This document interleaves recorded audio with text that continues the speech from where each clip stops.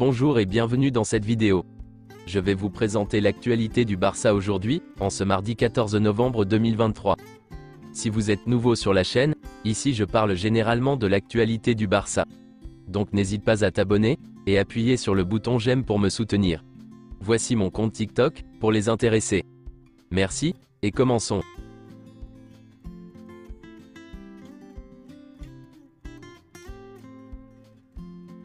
Peu séduisant dans le jeu depuis quelques matchs, Barcelone a su réagir après la déconvenue subie en Allemagne face au Shakhtar Donetsk, avec une victoire 2-1 contre Alaves, avec un doublé de Robert Lewandowski. 3 points qui font du bien au Barça, qui ne lâche pas derrière le Real Madrid et Gérone. Robert Lewandowski a été l'homme du match. Voici quelques déclarations de Xavi après le match. Positionnellement, nous n'avons pas été mauvais, mais nous avons beaucoup souffert des pertes de balles et des transitions, en particulier avec Samu. Nous ne sommes pas dans notre meilleur moment, mais nous avons montré notre attitude pour gagner un match qui allait mal pour nous. Nous avons encaissé le premier but sur une erreur de Gundogan, je crois. Puis nous avons failli encaisser un deuxième but juste après. C'était un match horrible. Araujo est notre meilleur défenseur individuel. Lewandowski est toujours là pour nous. La trêve internationale nous permettra de nous retrouver, de réfléchir et de nous améliorer. Je suis certain que nous allons nous améliorer. L'équipe a montré qu'elle pouvait très bien jouer aujourd'hui. L'équipe a bien joué pendant environ 35 minutes en deuxième mi-temps. Nous étions organisés. Quand je parle de l'entourage du Barça, je ne parle pas des supporters, mais de la presse. Les critiques qu'ils émettent affectent les footballeurs, et ils ne jouent pas bien. J'ai dit aux joueurs de se calmer à la mi-temps. Je tire un bilan très positif de ce match. Le match a mal commencé, nous avons encaissé un but inacceptable. Ensuite, nous avons eu des occasions, nous étions organisés et nous avons pu gagner le match. Nous avions dit qu'Alaves était très fort en contre-attaque. Au coup d'envoi, nous voulions jouer verticalement, avec Ronald en haut. Nous ne voulions pas commencer à jouer depuis l'arrière. Normalement, Gundogan ne perd pas la possession du ballon comme ça. Nous sommes dans une situation très difficile, la partie la plus difficile de la saison. Comme à Anoeta, le match devenait très moche. J'ai dit aux joueurs qu'ils devaient se calmer, car ils étaient tous très tendus. C'est à cause de tout ce qui entoure le club en ce moment. Je n'ai aucun doute sur le fait que les critiques de la presse affectent l'équipe. Cela m'est arrivé quand j'étais joueur, et je le vois encore aujourd'hui. Il y a une énorme vague de négativité autour de l'équipe qui nous nuit. Les critiques ne me touchent pas, elles touchent les joueurs. Je peux le voir sur leur visage. Les gens disaient que j'étais le cancer du Barça, et maintenant je suis ici en tant qu'entraîneur. Je ne regarde jamais le côté négatif des choses. J'essaie seulement de trouver des solutions à nos problèmes. Des solutions pour que nos joueurs puissent s'amuser sur le terrain. Je peux dire qu'ils ne s'amusent pas en ce moment. La négativité qui règne autour de l'équipe et les critiques affectent mes joueurs. Surtout les jeunes. Les vétérans comme Lewandowski et Inigo ne sont pas vraiment affectés par cela. Oui, c'est vrai. Nous sommes dans une mauvaise passe. Mais malgré cela, nous avons réussi à gagner un match, et cela a beaucoup de mérite. Nous devons exiger davantage des footballeurs, pour qu'ils donnent le meilleur d'eux-mêmes. Ils ont été capables d'avoir le courage nécessaire pour gagner quand les choses n'allaient pas bien, et c'est aussi très important. Je pense que nous avons bien joué pendant les 30 premières minutes de la seconde mi-temps. Nous accordons des buts ridicules et inacceptables cette saison. Ce n'était pas le cas la saison dernière, et c'est la raison pour laquelle nous avons moins de points. Je n'ai entendu aucun sifflet. Je me suis concentré sur l'amélioration des choses et sur le calme des joueurs. Nous traversons pour attaquer un bloc en profondeur. Nous avons l'un des meilleurs attaquants du monde. J'ai été très doux avec les joueurs aujourd'hui. Je pense qu'ils avaient besoin d'affection plutôt que de colère. L'équipe a une sorte de tension dans l'esprit qui n'existait pas il y a un mois. Nous devons changer notre dynamique. Il fallait gagner ce match en se positionnant, et en respectant l'ordre. Nous ne devions pas nous précipiter et nous associer à nos coéquipiers à temps. C'est ce que nous avons fait pendant environ une demi-heure. Les joueurs sont dans une situation inconfortable. Il faut la gérer, mais c'est compliqué.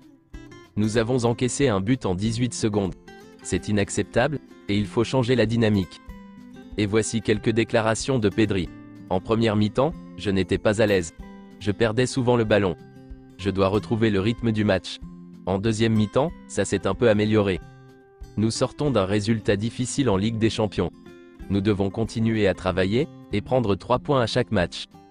C'était un match compliqué contre un adversaire très difficile. Nous sommes heureux de ces 3 points. Selon Mundo Deportivo, l'IMAC, l'entreprise chargée des travaux de construction du Spotify Camp Nou, recevra une prime d'environ 1 million d'euros, parce qu'elle achève les travaux plus rapidement que prévu. En novembre 2024, 65% des travaux de construction du nouveau Spotify Camp Nou seront achevés. Mamadou Mbaké, âgé de 20 ans, et Mika Faye, âgé de 19 ans, forment une paire d'arrière-centre très prometteuse pour l'équipe première. Surtout Faye, qui a déjà participé à la tournée américaine de pré-saison avec Xavi. Ronald Araujo a été appelé par l'Uruguay pour les prochains matchs internationaux. Durant le match contre Alaves, Robert Lewandowski a ignoré Lamine Yamal, qui tentait de lui serrer la main. Lewandowski aurait semble-t-il donc ignoré Lamine Yamal, lorsque ce dernier a essayé de lui taper la main pour le féliciter. Aucun regard ni réponse de son coéquipier, qui a laissé son bras bien loin de celui de Lamine Yamal. Une tension existe-t-elle pour autant? Est-ce juste de la frustration? Ou juste un Lewandowski qui n'a pas vu le geste de Lamine Yamal? Voici la réponse de Lewandowski à ce sujet, en conférence de presse avec la Pologne. Un problème avec Lamine Yamal? Ce n'est qu'un accident. Je l'ai aidé plusieurs fois, je lui ai donné des conseils, même dans ce match. Il est normal de dire ou de crier quelque chose sur le terrain. Toute cette situation est un accident total, et n'a aucune signification. Selon Mundo Deportivo, après avoir marqué son but sur penalty, Lewandowski a appelé Lamine Yamal, qui a écouté attentivement le vétéran. Ils se sont serrés dans les bras l'un de l'autre, et ont marché ensemble vers le centre du terrain. L'avenir de Rafinha fait débat au sein du club. Deco pense qu'il peut être un joueur différentiel après avoir récupéré de sa blessure, mais des clubs anglais sont intéressés, et pourraient payer une somme importante pour lui. La situation sera étudiée au cours de l'été. Rafinha a déjà fait l'objet d'offres importantes l'été dernier. En Première Ligue, Newcastle a tenté de le recruter, et l'Arabie Saoudite s'est montrée intéressée. Il ne voulait pas partir à n'importe quel moment. Deco était convaincu qu'il pourrait exploser définitivement cette saison. Newcastle est toujours intéressé par Rafinha. Chelsea l'a également dans son collimateur. Les Blues ont déjà essayé de le recruter à Leeds United, mais le joueur a décliné leur offre pour signer au Barça, qui proposait moins d'argent. Rafinha ne veut même pas entendre parler d'un départ de Barcelone, mais tout sera ouvert à la fin de la saison. Il ne joue pas avec la confiance nécessaire, et les choses ne marchent pas. Il y a une discussion interne au sujet de Rafinha. Deco fait confiance au joueur, mais sa situation sera à nouveau évaluée cet été, car son nom reste important sur le marché. Selon certaines informations, le Barça est en passe de signer Ibrahim Diarra, âgé de 16 ans, capitaine du Mali à la Coupe du Monde des moins de 17 ans. Il signera lorsqu'il aura 18 ans, fin 2024. Il s'est déjà entraîné avec le Juvenil A. Selon Fabrizio Romano, le FC Barcelone apprécie Gabriel Moscardo, le pivot de 18 ans des Corinthians. Cependant, le club n'est pas en mesure de payer 25 millions d'euros en janvier pour le recruter. L'idée est que le joueur parte en janvier. Les clubs de Première Ligue s'intéressent à lui. C'est tout pour aujourd'hui, et merci d'avoir suivi la vidéo. Mettez un j'aime si la vidéo vous a plu, et n'hésitez pas à vous abonner, pour ne pas manquer les prochaines vidéos. Merci et à bientôt.